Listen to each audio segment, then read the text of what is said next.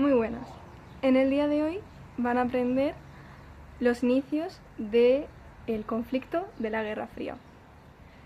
Según el libro que tenemos en clase, ya que tanto como si estáis en cuarto de la ESO, primero de bachillerato, o simplemente os interesa saber qué ocurrió en la Guerra Fría, este será el primer vídeo que lo explique, pero habrán más que seguirán explicando otros conflictos como la Guerra de Corea o el final de la Guerra Fría, que no lo explicaremos en este vídeo. Pero sí que vamos a comenzar poniendo un contexto histórico de cuándo comienza la Guerra Fría y cuándo termina. Esta guerra comenzó cuando terminó la Segunda Guerra Mundial, o sea que venimos de un conflicto que dejó a los países bastante mal y terminó cuando cayó la URSS, es decir, la Unión Soviética. Para comenzar con este conflicto vamos a posicionarnos en las conferencias de Yalta y Potsdam. Estas conferencias se realizaron al final de la Segunda Guerra Mundial para, entre varios factores, como por ejemplo organizar Alemania, organizar pactos sobre este final de guerra. Con lo que nos vamos a quedar es que en estos pactos se realizó el reparto de Europa. Y esto es clave para esta Guerra Fría. ¿Por qué? Ya que tanto las dos potencias de tanto Estados Unidos como la Unión Soviética querían tener la hegemonía sobre esos países y querían que esos países, aparte de pertenecerles a cada uno, que tuvieran sus mismas ideologías. Por lo que esto supuso un conflicto para ambos. Permitidme que tenga aquí los apuntes y ir revisándolos. Esto provocó una rivalidad entre ellos, es decir, una tensión entre las potencias que tenían las dos bastante fuerza.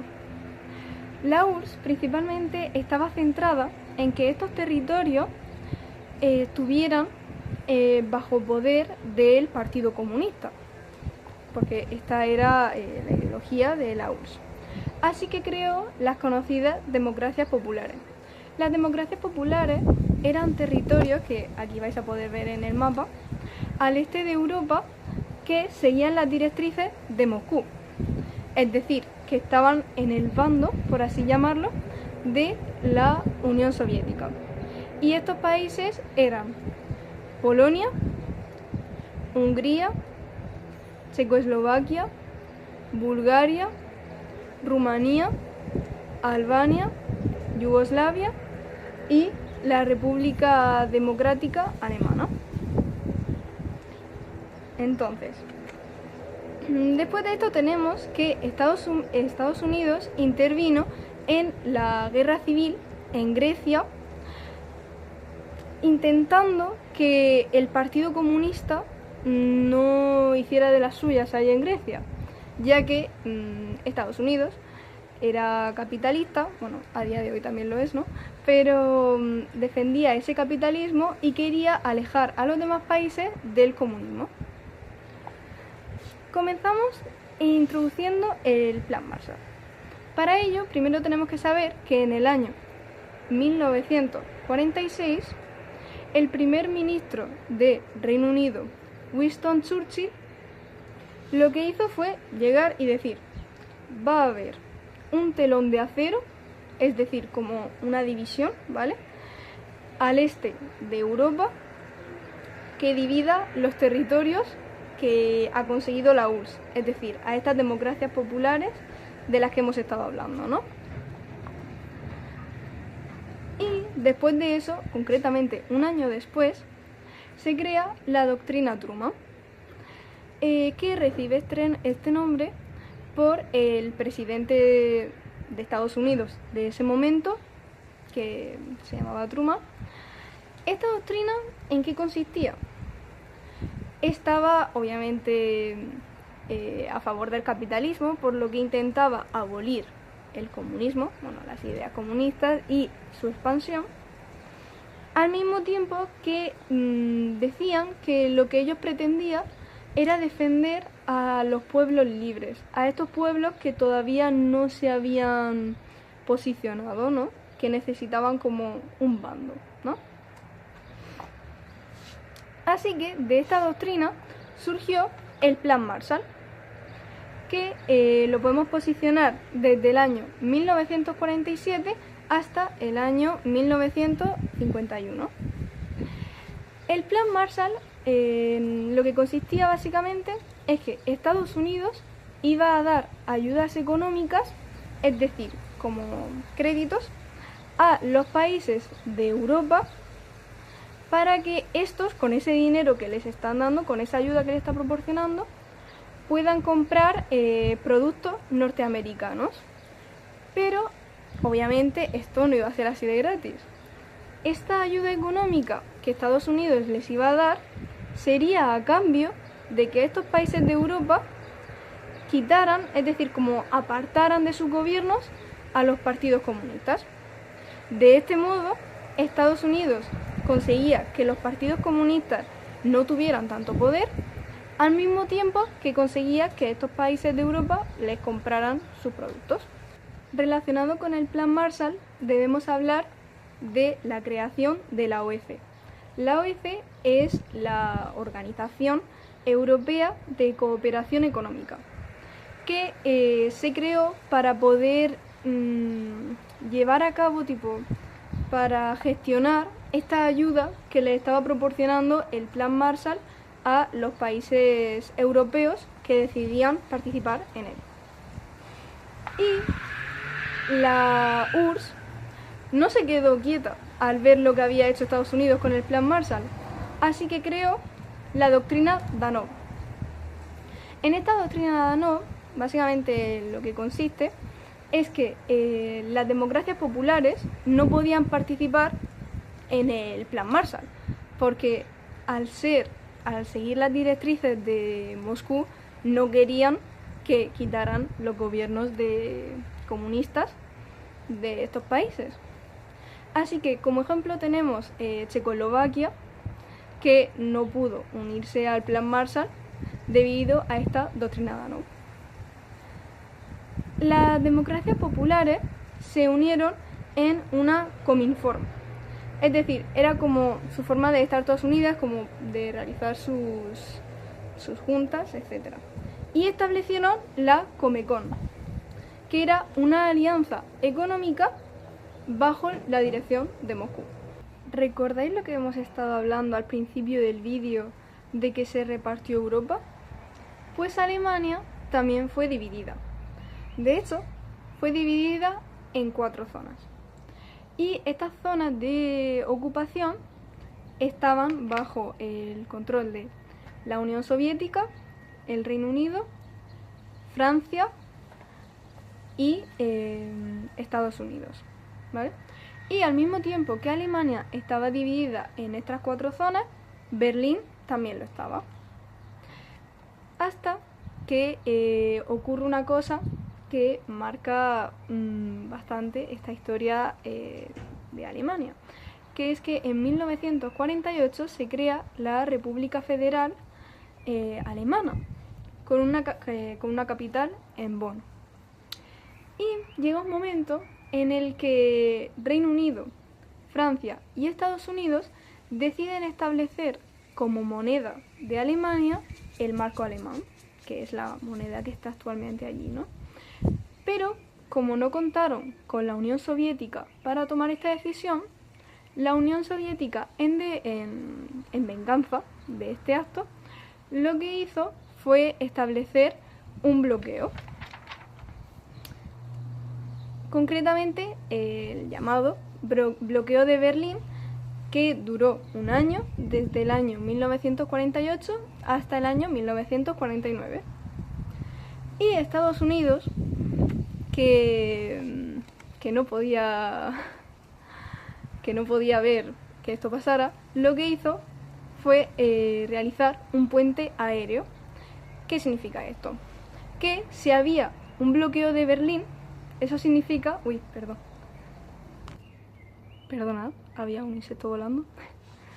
Entonces, si la Unión Soviética estableció un bloqueo de Berlín, eso significa que los suministros no iban a llegar hasta allí, ¿no? Eso es un bloqueo al final, ¿no? Algo que divide algo, ¿no?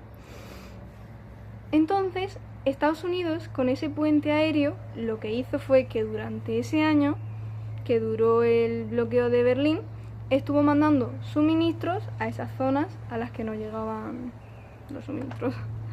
Exactamente.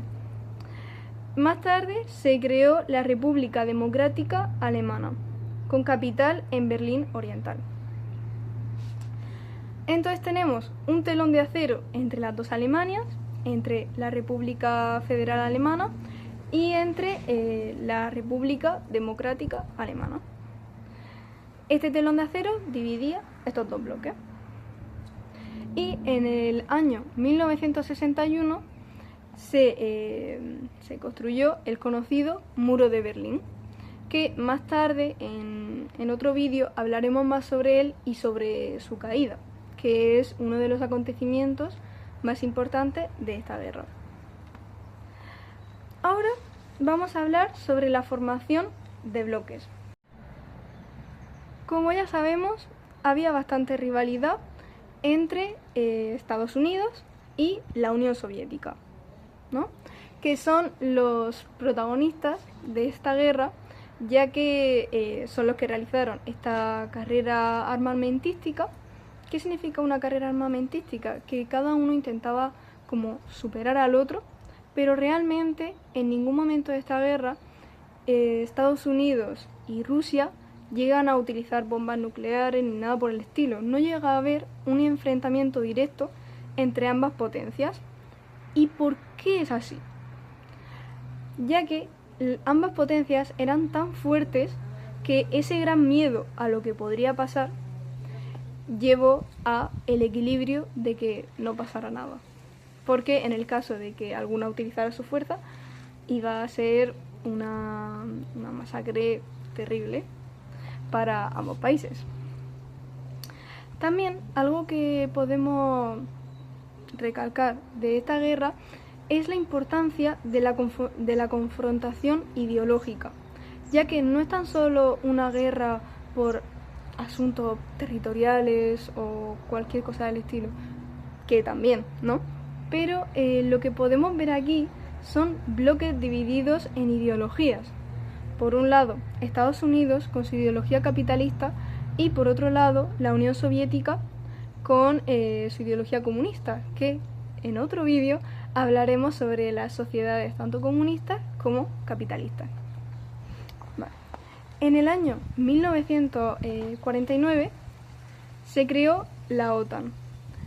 OTAN significa, viene de la frase Organización del Tratado del Atlántico Norte, que es una organización de defensa militar impulsada por Estados Unidos. O sea, que por un lado tenemos a Estados Unidos con la OTAN, por lo que la URSS también tiene que tener su organización. Así que en el año 1955 la URSS crea el Pacto de Varsovia, que era una alianza militar. Entonces, Estados Unidos con la OTAN y la URSS con el Pacto de Varsovia. Estados Unidos y la Unión Soviética solían pelear bastante, como hemos dicho antes numerosas veces, por el control en las zonas de influencia, ¿no? O sea, por los territorios. Entonces era como intentar ver quién podía más en todos los aspectos, tanto en la carrera armamentística como en lo ideológico, en lo económico, en cualquier cosa, ¿no? Así que esto les impulsó a buscar crear un armamento mucho más fuerte y mucho más destructivo. Por lo que fue durante esta época en la que se crearon las bombas nucleares, las bombas de hidrógeno y muchos misiles de gran capacidad de destrucción. Y para finalizar vamos a dejar claro que fue toda esta capacidad de destrucción la que hizo que al final no no sucediera nada entre las dos potencias, aunque eso no significa que durante esta Guerra Fría no hubieron conflictos entre otros países por esta misma guerra. Y bueno, espero que os haya ayudado a entender mejor estos inicios de la Guerra Fría. Seguiremos con la guerra de Vietnam, con China y contando más sobre, como he dicho, las sociedades comunistas, capitalistas, contando cómo finaliza esta Guerra Fría, etc. Así que mucho ánimo y nos vemos en el siguiente vídeo.